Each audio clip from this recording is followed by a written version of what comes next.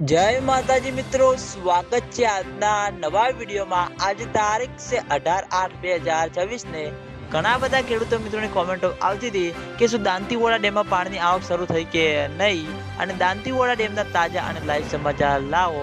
તો આજે આપણે બનાસકાંઠા જિલ્લાના જીવાદોરી સમાન ગણાતા દાંતીવાડા ડેમ ઉપર એક નજર કરીએ તો હાલમાં દાંતીવાડા ડેમની સપાટી 570 ફૂટે છે અને દાંતીવાડા ડેમની ભયાનક સપાટી 604 ફૂટ છે।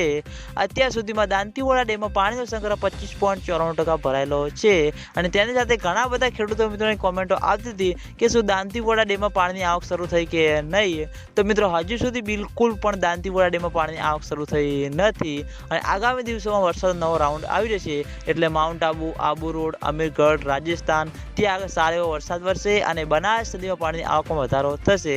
પછી મિત્રો દાંતીવાડા ડેમમાં પાણીની આવક શરૂ થાય તેવું લાગી રહ્યું છે અને દાંતીવાડા ડેમમાં પાણીની આવક શરૂ થશે તો સૌથી પહેલાં તમને બધાને આ ચેનલ દ્વારા વિડીયો બનાવી જાણ કરવામાં આવશે।